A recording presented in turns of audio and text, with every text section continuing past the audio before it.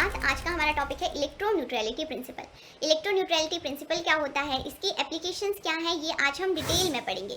तो इसके लिए किसी भी कोऑर्डिनेशन कॉम्प्लेक्स का एग्जांपल ले लेते हैं। अगर हम बेसिक सी डेफिनेशन की बात करें तो कोऑर्डिनेशन कॉम्प्लेक्सेस ऐसे कॉम्प्लेक्सेस हैं जहाँ पे मेटल एंड लीगेंड्स के बीच में कोऑर्डिनेट बॉन्ड्स की फॉर्मेशन हो रही हो। जहाँ पे मेटल लीगेंड्स के साथ अटैच है बाय कोऑर्डिनेट बॉन्ड्स, उनको हम कोऑर्डिनेशन कॉम्प्लेक्सेस बोलते हैं। अब ये कोऑर्डिनेट बॉन्ड्स क्या होते हैं, बहुत ही बेसिक सा कॉन्सेप्ट है, आपको आता ही होगा। यहाँ पे देखो लीगेंड है, लीगेंड के पास एक्स्ट्रा इलेक्ट्रॉन पेयर प्रेजेंट है। अब ये इलेक्ट्रॉन पेयर डोनेट कर देगा मेटल आयन को, और इस तरह की जो बॉन्ड की फॉर्मेशन होगी जहाँ पे सिर्फ एक ही एटम के इलेक्ट्रॉन्स इन्वॉल्व हैं बॉन्ड की फॉर्मेशन के लिए, उनको हम बोलते हैं कोऑर्डिनेट बॉन्ड्स।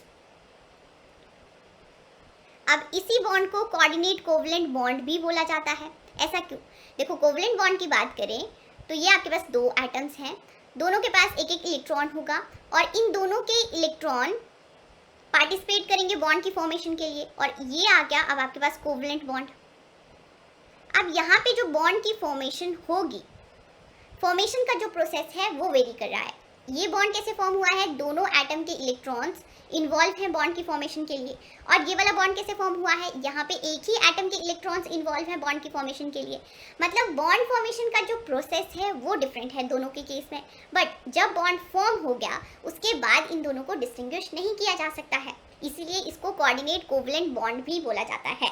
अगर हम वैलेंस बॉन्ड थ्योरी की बात करें तो वैलेंस बॉन्ड थ्योरी के अकॉर्डिंग क्या होता है कि ये जो लीगेंड्स हैं ये इलेक्ट्रॉन पेयर डोनेट करेंगे मेटल आयंस के वेकेंट ऑर्बिटल्स में। सारे लीगेंड्स इलेक्ट्रॉन पेयर्स डोनेट करेंगे। ये आपके पास आगे 6 लीगेंड्स, सबके पास एक एक इलेक्ट्रॉन पेयर है। होल कॉम्प्लेक्स के ऊपर चार्ज आएगा +3। अगर हम ऑक्सीडेशन स्टेट की बात करें, यहाँ पे हम मेटल के ऑक्सीडेशन स्टेट की बात करते हैं, तो ऑक्सीडेशन स्टेट आएगी +3। और अगर हम यहाँ पे फॉर्मल चार्ज की बात करें तो फॉर्मल चार्ज तो आपको डिफरेंट ही मिलेगा। क्यों डिफरेंट मिल रहा है, यहाँ पे देखो वैलेंस बॉन्ड थ्योरी के अकॉर्डिंग ये सारे लीगेंड्स अपने अपने इलेक्ट्रॉन पेयर्स डोनेट कर रहे हैं, और लीगेंड्स कितने हैं, 6 लीगेंड्स हैं। मतलब यहाँ पे मेटल के पास इलेक्ट्रॉन डेंसिटी इंक्रीज हो रही है। यहाँ पे अगर हम फॉर्मल चार्ज की बात करें, ये +3 ऑक्सीडेशन स्टेट में है, यहाँ पे -6 चार्ज आ जाएगा, इसकी वजह से +3 -6 यहाँ पे जो फॉर्मल चार्ज आएगा मेटल के ऊपर वो -3 चार्ज आ रहा है। -3 चार्ज मतलब मेटल के ऊपर आ रहा है अब नेगेटिव चार्ज। मेटल क्या अटेन कर रहा है, नेगेटिव चार्ज। क्या मेटल कभी नेगेटिव चार्ज अटेन कर सकता है? मेटल की क्या प्रॉपर्टी होती है, मेटल्स की क्या प्रॉपर्टी होती है, इलेक्ट्रॉन लूज करने की। इसकी टेंडेंसी होती है इलेक्ट्रॉन्स को लूज करने की। पर अगर हम इस कॉम्प्लेक्स की बात करें, यहाँ पे तो मेटल के ऊपर इलेक्ट्रॉन डेंसिटी इन लीगेंड्स की वजह से इंक्रीज हो रही है। अगर इलेक्ट्रॉन डेंसिटी इंक्रीज हो रही है और यहाँ पे फॉर्मल चार्ज नेगेटिव आ रहा है, तब तो ये कॉम्प्लेक्स आयन स्टेबल ही नहीं होना चाहिए, बट ये कॉम्प्लेक्स स्टेबल होता है, और बड़े सारे कोऑर्डिनेशन कॉम्प्लेक्सेस स्टेबल होते हैं, ये आपने देखा ही है। ये एक्सप्लेन करेगा इलेक्ट्रोन्यूट्रलिटी प्रिंसिपल। इलेक्ट्रोन्यूट्रलिटी प्रिंसिपल के अकॉर्डिंग डिस्ट्रीब्यूशन होगी इलेक्ट्रॉन्स की। यहाँ पे क्या होगी, डिस्ट्रीब्यूशन होगी इलेक्ट्रॉन्स की, और ऐसे डिस्ट्रीब्यूशन होगी इलेक्ट्रॉन्स की कि इस मॉलिक्यूल के सारे एटम्स के ऊपर चार्ज आ जाए 0 या फिर नियर टू 0। अब हम 0 चार्ज की क्यों बात कर रहे हैं स्टेबिलिटी के लिए, तो ये भी आप बहुत छोटी क्लासेस से पढ़ते आ रहे हो कि यहाँ पे आयन और एटम की स्टेबिलिटी की बात करी जाए तो स्टेबिलिटी किसकी ज़्यादा होती है, ऑब्वियस सी बात है, जहाँ पे न्यूट्रल चार्ज होगा उसी की स्टेबिलिटी ज़्यादा होगी। इसीलिए हम यहाँ पे 0 चार्ज या फिर नियर टू 0 चार्ज की बात करेंगे। अब ये जो फॉर्मल चार्ज आ रहा है इलेक्ट्रॉन की डिस्ट्रीब्यूशन के बाद, जो रेजिडुअल चार्ज होगा या फिर हम रियल चार्ज बोलेंगे, उनमें डिफरेंस देखने को मिलेगा। तो फॉर्मल चार्ज और रेजिडुअल चार्ज या फिर रियल चार्ज में डिफरेंस होता है, ठीक है। इलेक्ट्रोन्यूट्रलिटी प्रिंसिपल क्या होगा, it states that electrons will distribute themselves in a molecule in such a way as to leave the residual charge on each atoms is 0 और नियर टू 0। अब इसको अच्छे से समझने के लिए ये हम डायग्राम ले लेते हैं, आपकी रेफरेंस बुक से ही ये डायग्राम लिया हुआ है। सबसे पहले हम देखते हैं फर्स्ट डायग्राम को। वैलेंस बॉन्ड थ्योरी के अकॉर्डिंग ये सारे लीगेंड्स अपना अपना एक एक electron pair central metal ion को दे रहे हैं।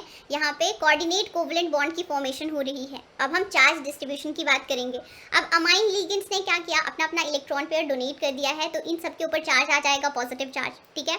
और सेंट्रल मेटल आयन की बात करें तो यहाँ पे ऑलरेडी चार्ज था +3, और इन्होंने सबने अपना अपना एक एक इलेक्ट्रॉन पेयर दिया हुआ है, तो -6 मतलब टोटल चार्ज आ जाएगा यहाँ पे -3। -3 चार्ज आ गया, मेटल आयन के ऊपर नेगेटिव चार्ज आ रहा है, तो हम यहाँ पे इस कॉम्प्लेक्स आयन की स्टेबिलिटी को तो एक्सप्लेन करा ही नहीं पाएंगे ये फॉर्मल चार्ज की वजह से। ठीक है, अब जो स्टेबिलिटी एक्सप्लेन हुई इलेक्ट्रोन्यूट्रलिटी प्रिंसिपल के अकॉर्डिंग, इस कॉम्प्लेक्स आयन की स्टेबिलिटी एक्सप्लेन हुई। इलेक्ट्रोन्यूट्रलिटी प्रिंसिपल क्या बोलता है कि इस कॉम्प्लेक्स आयन में, इस मॉलिक्यूल में जो हर एटम्स हैं वो अपने चार्ज को डिस्ट्रीब्यूट करेंगे, और ऐसे डिस्ट्रीब्यूट करेंगे चार्ज को कि सारे एटम्स के ऊपर जो रेजिडुअल चार्ज है, जो रियल चार्ज है, वो या तो 0 आ जाए या फिर नियर टू 0 आ जाए। ठीक है, तो ये चार्ज की डिस्ट्रीब्यूशन हुई अकॉर्डिंग टू इलेक्ट्रोन्यूट्रलिटी प्रिंसिपल। और यहाँ से क्वेश्चन कैसे बन सकता है, आपकी रेफरेंस बुक में क्वेश्चन पूछा गया है, उन्होंने ये जो रियलिस्टिक चार्ज है ये कैसे फाइंड आउट करना है ये आपको अभी ध्यान में नहीं रखना है, ये आपको गिवन ही होगा। तो क्वेश्चन में बोला गया है कि रेजिडुअल चार्ज दिया हुआ है लिगेंड्स का, सारे लिगेंड्स का जो रियल चार्ज है वो है +1/2। अब हमें फाइंड आउट करना है real charge on central metal ion. यहाँ पे कोबाल्ट के ऊपर क्या चार्ज है ये हमें फाइंड आउट करना है। तो ये कैसे फाइंड आउट करेंगे, थोड़ा सा मैथमेटिक्स यूज़ करो। यहाँ पे देखो x मान लो, इसके चार्ज को, लिगेंड्स कितने हैं 6 हैं, सबके ऊपर रियल चार्ज कितना है 1/2 है, और कॉम्प्लेक्स के ऊपर चार्ज कितना था +3 था, ये कट गया, यहाँ पे 3 आ जाएगा, और x की वैल्यू कितनी आ गई, अब 0 आ गई। यहाँ पे कोबाल्ट के ऊपर रियलिस्टिक चार्ज कितना आ गया, 0 आ गया। ठीक है, मतलब यहाँ पे हम किसकी बात कर रहे हैं, हम बात कर रहे हैं चार्ज की न्यूट्रलाइजेशन की। ठीक है, और ये जो प्रिंसिपल दिया है ये पॉलिंग ने दिया है। अब हम देखेंगे कि चार्ज को न्यूट्रलाइज कैसे किया जा सकता है। तो लिगेंड्स की हेल्प से चार्ज को न्यूट्रलाइज किया जा सकता है, मेटल्स की हेल्प से चार्ज को न्यूट्रलाइज किया जा सकता है। ये कैसे होगा वो देखते हैं। तो लिगेंड्स के केस में फर्स्ट फैक्टर आता है इलेक्ट्रोनेगेटिविटी ऑफ लिगेंड्स। जितनी ज़्यादा इलेक्ट्रोनेगेटिविटी होगी लिगेंड्स की, उतना ही चार्ज को न्यूट्रलाइज किया जा सकता है। ये कैसे होगा, ये एग्जाम्पल लेके हम देखेंगे। ठीक है, नेक्स्ट आता है पाई एक्सेप्टिंग टेंडेंसी। अगर लिगेंड्स पाई एक्सेप्टर हैं, पाई एक्सेप्टर लिगेंड्स के केस में भी चार्ज को न्यूट्रलाइज किया जा सकता है। नेक्स्ट मेटल्स का केस लेंगे। मेटल के केस में अगर मेटल की ऑक्सीडेशन स्टेट को इंक्रीज करेंगे तो चार्ज भी न्यूट्रलाइज होगा, और मेटल के कोऑर्डिनेशन नंबर को डिक्रीज करेंगे तब भी चार्ज न्यूट्रलाइज होगा। अब इन सारे फैक्टर्स को हम 1 बाय 1 डिटेल में पढ़ते हैं। फर्स्ट शुरू करेंगे इलेक्ट्रोनेगेटिविटी ऑफ लिगेंड्स के साथ। जर्नल हम एग्जाम्पल ले लेते हैं। यहाँ पे ये आपके पास कोई मेटल आयन है, ये लिगेंड है। ठीक है, अब यहाँ पे कोऑर्डिनेट बॉन्ड की फॉर्मेशन होगी, लिगेंड अपने इलेक्ट्रॉन पेयर दे देगा। अब इसके बाद क्या होगा कि अगर ये लिगेंड मोर इलेक्ट्रोनेगेटिव है, यहाँ पे अब मोर इलेक्ट्रोनेगेटिव लिगेंड की हम बात कर रहे हैं, इसके केस में क्या आ सकता है, ऑक्सीजन डोनर एटम हो या फिर नाइट्रोजन डोनर एटम हो या फिर फ्लोराइड लिगेंड्स हो। तो इनके केस में क्योंकि इलेक्ट्रोनेगेटिविटी ज़्यादा है तो अब ये इलेक्ट्रॉन डेंसिटी को अपनी तरफ पुल करेगा। ये क्या करेगा, इलेक्ट्रॉन डेंसिटी को अपनी तरफ लिगेंड पुल करेगा। मतलब यहाँ पे इलेक्ट्रॉन क्लाउड जो है वो आपको लिगेंड की तरफ ज़्यादा देखने को मिलेगा। लिगेंड की तरफ पुल हो रहा है ज़्यादा क्योंकि इसकी इलेक्ट्रॉन डेंसिटी ज़्यादा है। मतलब यहाँ पे क्या हो रहा है, चार्ज की न्यूट्रलाइजेशन हो रही है। लिगेंड एक तरफ तो इलेक्ट्रॉन दे रहा है मेटल को, बट इसकी इलेक्ट्रोनेगेटिविटी ज़्यादा है तो इलेक्ट्रॉन डेंसिटी को अपनी तरफ भी खींच रहा है, जिसकी वजह से चार्ज न्यूट्रलाइज हो रहा है। ठीक है, तो एक तो ये फैक्टर आ गया। यहाँ पे हम एग्जांपल देख लेते हैं। NiCl4 2 नेगेटिव, ये वाला एग्जांपल लिया हुआ है। यहाँ पे मेटल की ऑक्सीडेशन स्टेट आ रही है +2। बट अगर हम फॉर्मल चार्ज की बात करें तो यहाँ पे फॉर्मल चार्ज 4 क्लोराइड लिगेंड्स की वजह से जो 4 इलेक्ट्रॉन पेयर डोनेट कर रहे हैं, -4 + 2 फॉर्मल चार्ज आएगा यहाँ पे -2। नेगेटिव चार्ज आ रहा है निकल के ऊपर। स्टिल ये वाला कॉम्प्लेक्स स्टेबल कॉम्प्लेक्स है। क्यों, क्योंकि यहाँ पे इलेक्ट्रॉन्स की डिस्ट्रीब्यूशन हो रही है। ये इलेक्ट्रोनेगेटिव लिगेंड है, ये इलेक्ट्रॉन डेंसिटी को अपनी तरफ खींचेगा। अब यहाँ पे जो रियल चार्ज है मेटल के ऊपर, जो रियल चार्ज होगा वो नियर टू 0 ही आएगा। नियर टू 0 आ रहा है। कैसे हो रहा है, ये चार्ज की न्यूट्रलाइजेशन की वजह से हो रहा है। अब ये रियल चार्ज कितना होगा ये पॉलिंग ने कैलकुलेट करके बताया है, बट आपको वो कैलकुलेशन कैसे करनी है वो ध्यान में रखने की जरूरत नहीं है। अगर आपको क्वेश्चन आएगा तो ऐसे ही पूछा जाएगा कि कोई A कॉम्प्लेक्स है, B कॉम्प्लेक्स है, C कॉम्प्लेक्स है। यहाँ पे मेटल आयन के ऊपर जो रियल चार्ज है वो 0.1 है, या फिर 0.2 है, या फिर -0.8 है। इसके केस में हमें बताना है कि कौन सा कॉम्प्लेक्स ज़्यादा स्टेबल होगा। तो बस आपको ध्यान में क्या रखना है कि कहाँ पे रियल चार्ज की वैल्यू, ये पॉजिटिव है, ये पॉजिटिव है, कहाँ पे रियल चार्ज की वैल्यू क्लोज टू 0 होगी। ठीक है, तो ये ज़्यादा क्लोज है 0 के, मतलब A कॉम्प्लेक्स की स्टेबिलिटी ज़्यादा होगी, स्टेबल होगा मोर। अब नेक्स्ट हम बात करेंगे बैक बॉन्डिंग की या फिर पाई एक्सेप्टिंग टेंडेंसी ऑफ लिगेंड्स की। इसके केस में देखो, अब ये वाला कॉम्प्लेक्स है, यहाँ पे निकल कि ऑक्सीडेशन स्टेट की बात करें तो 0 आ रही है, बट अगर हम फॉर्मल चार्ज की यहाँ पे बात करें, ये 4 कार्बोनिल लिगेंड्स जो हैं वो 4 इलेक्ट्रॉन पेयर डोनेट कर रहे हैं। मतलब यहाँ पे फॉर्मल चार्ज आएगा -4 मोर नेगेटिव चार्ज आ रहा है, फिर भी ये कॉम्प्लेक्स स्टेबल है। किसकी वजह से? इलेक्ट्रोन्यूट्रलिटी प्रिंसिपल की वजह से। यहाँ पे इलेक्ट्रॉन्स की डिस्ट्रीब्यूशन हो रही है उसकी वजह से। अब देखो यहाँ पे ये मेटल है, ये आपके पास पाई एक्सेप्टर लिगेंड है, तो इसके केस में क्या होगा? एक बार तो ये लिगेंड इलेक्ट्रॉन पेयर डोनेट करेगा, सिग्मा बॉन्ड की फॉर्मेशन होगी, ठीक है। अब इसके बाद क्योंकि इसके पास वेकेंट पाई स्टार ऑर्बिटल्स भी हैं, वेकेंट पाई स्टार ऑर्बिटल्स हैं, तो इसकी टेंडेंसी क्या होगी कि ये मेटल से इलेक्ट्रॉन पेयर खींच भी लेगा। ये एक बार दे रहा है पर दूसरी बार इलेक्ट्रॉन्स ले भी रहा है, मतलब यहाँ पे भी क्या हो रही है? अब न्यूट्रलाइजेशन हो रही है, न्यूट्रलाइजेशन हो रही है चार्ज की, जिसकी वजह से जो रियल चार्ज होगा, रियल चार्ज जो होगा या तो 0 होगा या फिर क्लोज टू 0 होगा, ठीक है। इसके लिए इसीलिए ये वाला कॉम्प्लेक्स भी ज़्यादा स्टेबल है। अब यहाँ पे जर्नल एग्जांपल लेके देखते हैं। ये मेटल आयन है, ये मेटल है, ठीक है। यहाँ पे क्या होगा कि ये अपनी इलेक्ट्रॉन डेंसिटी देगा लिगेंड एक बार, यहाँ पे इलेक्ट्रॉन डेंसिटी लेने की वजह से इसके पास नेगेटिव चार्ज आ जाएगा। अब मेटल के ऊपर नेगेटिव चार्ज आ गया, मतलब ये तो स्टेबल है नहीं, बट अब ये वाला लिगेंड क्या है? पाई एक्सेप्टर लिगेंड है, पाई एक्सेप्टर लिगेंड है, तो ये अपनी तरफ इलेक्ट्रॉन डेंसिटी को खींचेगा। यहाँ से इलेक्ट्रॉन पेयर यहाँ पे चले जाएंगे, यहाँ से इलेक्ट्रॉन पेयर यहाँ पे आ गए, तो अब यहाँ पे देखो मेटल के ऊपर जो नेगेटिव चार्ज है वो चला गया, और ये जो मोर इलेक्ट्रोनेगेटिव एलिमेंट है इसके ऊपर नेगेटिव चार्ज आ गया। मतलब यहाँ पे तो स्टेबिलिटी इंक्रीज हुई चार्ज न्यूट्रलाइजेशन की वजह से। पहले क्या था? यहाँ पे नेगेटिव चार्ज था, बट अब यहाँ पे नेगेटिव चार्ज नहीं है, चार्ज की न्यूट्रलाइजेशन हो रही है, जिसकी वजह से कॉम्प्लेक्स स्टेबल मिलेगा आपको, ठीक है। नेक्स्ट, अब मेटल्स के केस में हमने क्या बोला था, ये अब यहाँ पे लिख लेना, मेटल्स की हेल्प से कैसे चार्ज को न्यूट्रलाइज किया जा सकता है। पहले हम बात करेंगे by decreasing coordination number. By decreasing coordination number का क्या मतलब है? देखो ये मेटल आयन है, यहाँ पे मान लो कोऑर्डिनेशन नंबर 4 है। कोऑर्डिनेशन नंबर 4 के केस में अब यहाँ पे कितने इलेक्ट्रॉन पेयर मेटल को डोनेट होंगे? 4 इलेक्ट्रॉन पेयर मेटल को डोनेट हो रहे हैं। इलेक्ट्रॉन डेंसिटी तो इंक्रीज हो रही है, यहाँ पे 4 इलेक्ट्रॉन पेयर है। अब नेक्स्ट हमने कोऑर्डिनेशन नंबर 6 की बात कर ली। अब कोऑर्डिनेशन नंबर 6 के केस में आप देख सकते हो लिगेंड 6 आ गए, मतलब यहाँ पे 6 इलेक्ट्रॉन पेयर्स डोनेट हो रहे हैं। मतलब यहाँ पे क्या होगी? अब 6 इलेक्ट्रॉन पेयर्स आ गए, जिसकी वजह से मोर इलेक्ट्रॉन डेंसिटी होगी, मोर इलेक्ट्रॉन डेंसिटी होगी, नेगेटिव चार्ज होगा मेटल के ऊपर, जिसकी वजह से इसकी स्टेबिलिटी डिक्रीज होगी, स्टेबिलिटी डिक्रीज होगी। अब यहाँ पे हम 2 एग्जांपल्स लेते हैं, उनसे समझने की कोशिश करते हैं। अब ये वाला जो कॉम्प्लेक्स है, ये वाला कॉम्प्लेक्स स्टेबल होता है, जबकि ये वाला कॉम्प्लेक्स स्टेबल नहीं होता। यहाँ पे मेटल के ऊपर +2 चार्ज आएगा, यहाँ पे भी मेटल के ऊपर +2 चार्ज ही आएगा। अब ये लेस स्टेबल क्यों है? लेस स्टेबल क्यों है ये हम फॉर्मल चार्ज की हेल्प से देख लेते हैं। अब यहाँ पे देखो फॉर्मल चार्ज आएगा -2, बट अगर हम यहाँ पे बात करें तो फॉर्मल चार्ज आएगा -4, मोर नेगेटिव चार्ज आ रहा है मेटल के ऊपर। और अब जो क्लोराइड लिगेंड है ये भी ज़्यादा इलेक्ट्रोनेगेटिव नहीं है, नॉट मोर इलेक्ट्रोनेगेटिव, जिसकी वजह से ये वाला कॉम्प्लेक्स एग्जिस्ट ही नहीं करता। बट अगर हम NiF6 4 नेगेटिव कॉम्प्लेक्स की बात करें तो यहाँ पे क्या होगा? चार्ज तो +2 ही आएगा, ऑक्सीडेशन स्टेट +2 आएगी, फॉर्मल चार्ज यहाँ पे -4 आएगा। बट यहाँ पे देखो निकल के साथ फ्लोराइड लिगेंड्स लगे हुए हैं, इनकी इलेक्ट्रोनेगेटिविटी ज़्यादा है, तो ये फ्लोराइड लिगेंड्स जैसे जैसे इलेक्ट्रॉन पेयर डोनेट कर रहे हैं वैसे वैसे मोर इलेक्ट्रोनेगेटिविटी की वजह से ये इलेक्ट्रॉन क्लाउड को अपनी तरफ भी खींच रहे हैं। मतलब यहाँ पे चार्ज की ज़्यादा न्यूट्रलाइजेशन होगी, यहाँ पे क्या बोल सकते हैं? चार्ज की मोर न्यूट्रलाइजेशन होगी, न्यूट्रलाइजेशन होगी। इसीलिए ये वाला कॉम्प्लेक्स तो स्टेबल है, बट ये वाला कॉम्प्लेक्स एग्जिस्ट नहीं करता। आप बोल सकते हो ये अनस्टेबल कॉम्प्लेक्स है।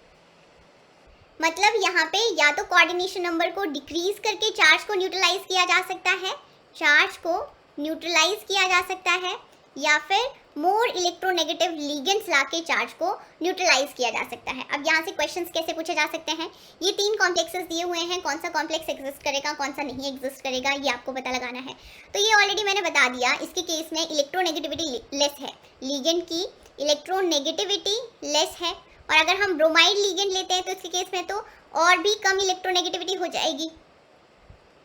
अगर ये एग्जिस्ट नहीं करता तो ये तो बिल्कुल भी एग्जिस्ट नहीं करेगा। मतलब आपका ऑप्शन कौन सा करेक्ट होगा? ये वाला ऑप्शन करेक्ट होगा।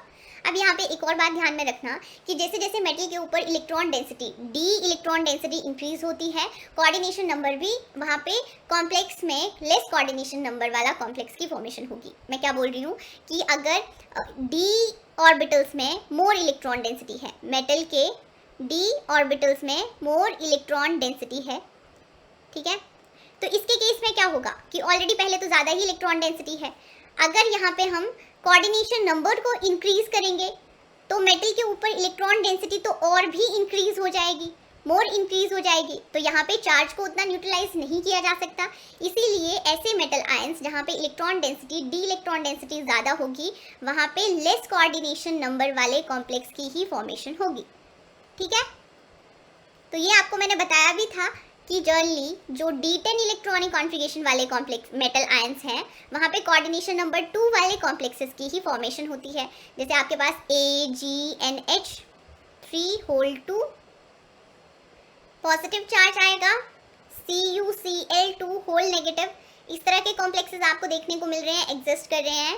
क्यों यहाँ पे कोऑर्डिनेशन नंबर 2 वाले कॉम्प्लेक्सेस ज़्यादा एग्जिस्ट कर रहे हैं? क्योंकि यहाँ पे देखो मेटल के डी ऑर्बिटल्स में इलेक्ट्रॉन डेंसिटी ज़्यादा है। अगर मेटल के डी ऑर्बिटल्स में इलेक्ट्रॉन डेंसिटी ज़्यादा होगी तो वहाँ पे लेस कोऑर्डिनेशन वाले कॉम्प्लेक्सेस, लेस कोऑर्डिनेशन नंबर वाले कॉम्प्लेक्सेस की ही फॉर्मेशन होगी। नेक्स्ट अब हम देख लेते हैं ऑक्सीडेशन स्टेट ऑफ मेटल। जैसे जैसे मेटल के ऑक्सीडेशन स्टेट को इंक्रीज करेंगे वैसे वैसे चार्ज की मोर न्यूट्रलाइजेशन होती है। एग्जांपल लेके देख लेते हैं। यहाँ पे देखो Ml4 आपके पास कोई कॉम्प्लेक्स है, यहाँ पे इन दोनों कॉम्प्लेक्सेस में मेटल सेम है, लिगेंड सेम है। यहाँ पे वेरी क्या कर रही है? ऑक्सीडेशन स्टेट वेरी कर रही है। यहाँ पे ये लो ऑक्सीडेशन स्टेट है मेटल की, हाई ऑक्सीडेशन स्टेट है। अगर यहाँ पे हम फॉर्मल चार्ज देखें तो फॉर्मल चार्ज आएगा -2, यहाँ पे फॉर्मल चार्ज आएगा -1। लेस नेगेटिव फॉर्मल चार्ज है। लेस नेगेटिव फॉर्मल चार्ज को इजीली न्यूट्रलाइज किया जा सकता है as compare to more negative formal charge को। तो ये वाला चार्ज क्या होगा? इजीली न्यूट्रलाइज होगा, ठीक है। अब नेक्स्ट हम एप्लीकेशंस की बात करेंगे, applications of electroneutrality principle. First application आती है thermodynamic stability of non transition metal complexes. यहाँ पे हम नॉन ट्रांजिशन मेटल कॉम्प्लेक्सेस की थर्मोडायनेमिक स्टेबिलिटी के ऊपर कमेंट कर सकते हैं।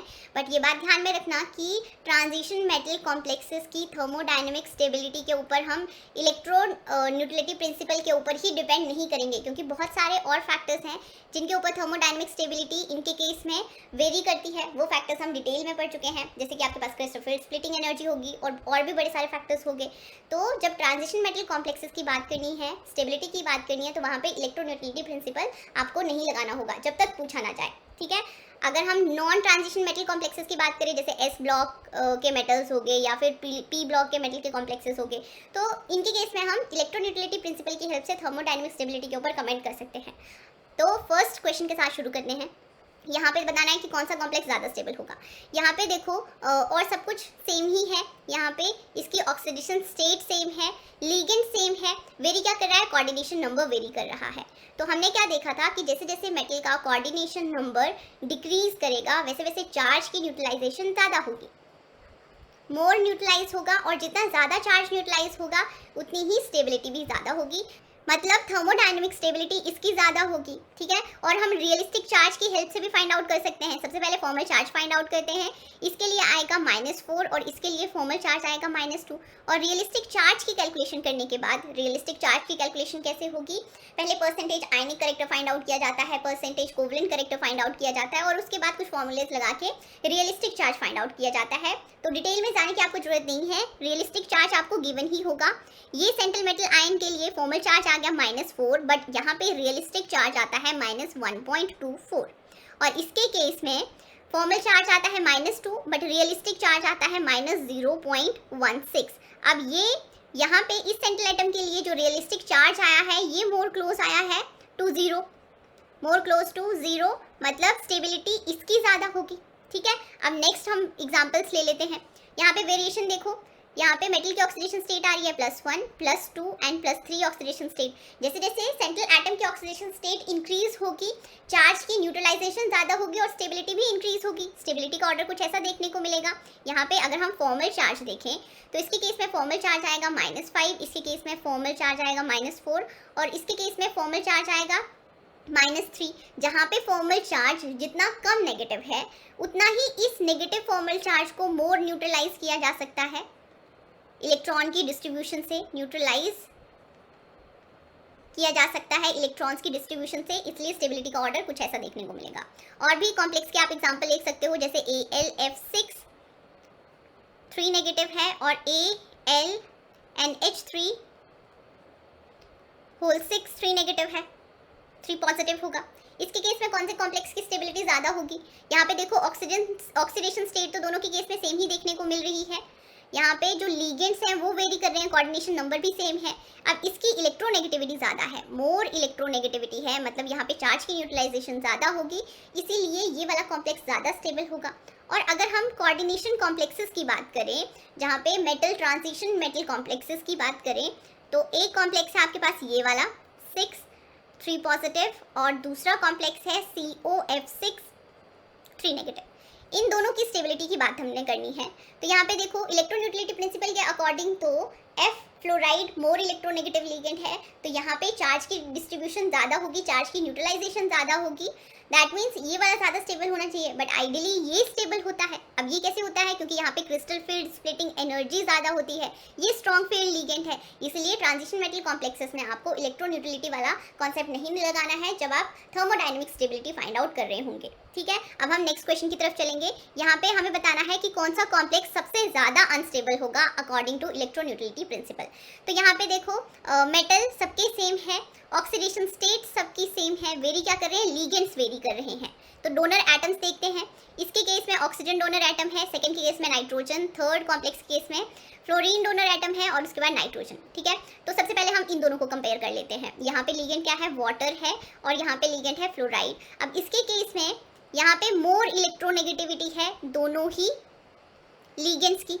मोर इलेक्ट्रोनेगेटिविटी का क्या मतलब हुआ कि अब यहाँ पे चार्ज की न्यूट्रलाइजेशन ज़्यादा होगी, चार्ज की न्यूट्रलाइजेशन ज़्यादा होगी, मतलब यहाँ पे इन दोनों कॉम्प्लेक्सेस की स्टेबिलिटी तो ज़्यादा ही होने वाली है, स्टेबिलिटी ज़्यादा होने वाली है, मतलब ये वाला ऑप्शन कैंसिल हो गया, ये वाला ऑप्शन कैंसिल हो गया।